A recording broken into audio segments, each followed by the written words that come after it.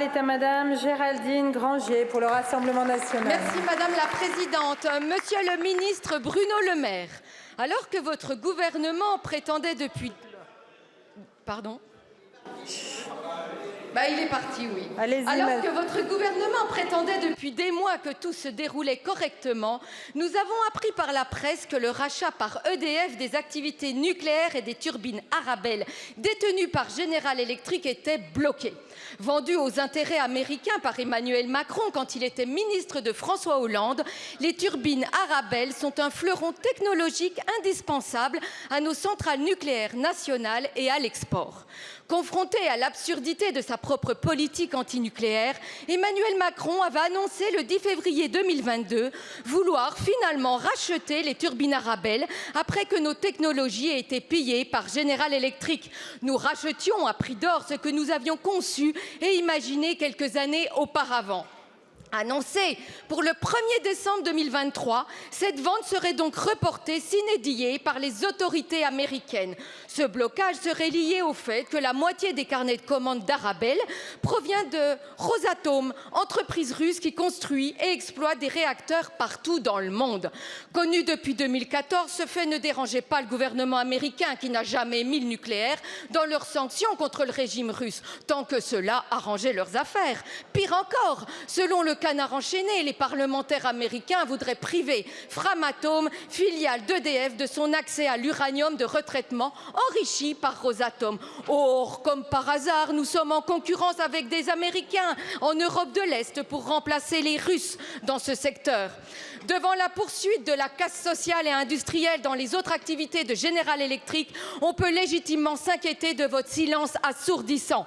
Depuis 2018, les plans sociaux se succèdent et aujourd'hui, c'est 1500 salariés qui sont en péril dans le Nord-Franche-Comté. Monsieur le ministre, que comptez-vous faire pour dénouer ce dossier afin qu'enfin la France puisse reprendre toute sa souveraineté nucléaire? Je vous remercie. La parole est à Monsieur Roland Lescure, ministre en charge de l'Industrie et de l'Énergie. Merci Madame la Présidente et Madame, Messieurs les députés, Madame les députés Grangier, vous parlez d'inconséquences sur la politique nucléaire. Vous aviez une candidate à la présidence de la République qui, à 12 ans, était à fond contre. Alors il y a 7 ans, c'était peut-être ben que oui, peut-être ben que non. Il y a 2 ans, votre candidate, elle était visiblement pour le nucléaire. Et j'ai porté devant cette Assemblée un projet de loi qui visait à simplifier la gouvernance du nucléaire, à accélérer la relance du nucléaire. Le lundi, vous avez voté contre l'article 1. Le mardi, vous avez voté pour. Ensuite, arrivé en séance, vous avez passé la semaine à voter tous les articles. Et une fois arrivé ici en séance, quand il s'agissait de voter la loi, vous avez voté contre comme un seul homme. Alors, parlez de la conséquence, s'il vous plaît. Je n'ai toujours pas compris si, au fond, le Rassemblement national était pour, contre ou, bien au contraire, la relance du nucléaire. De notre point de vue, c'est très clair.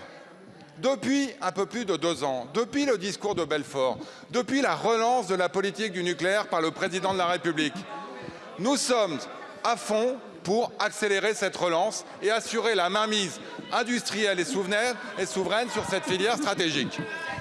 En février 2022, le président de la République a eu l'occasion d'annoncer un accord entre EDF et General Electric pour organiser la reprise des turbines Arabelle qui vont effectivement permettre de compléter la filière industrielle dans le cadre de la relance du nucléaire.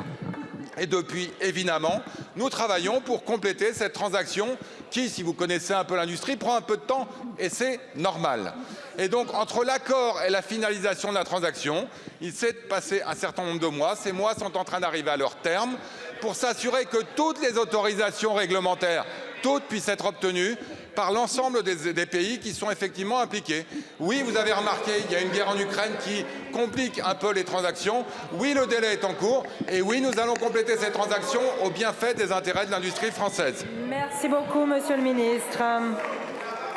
La parole est à présent à Madame Fabienne Colboc pour le groupe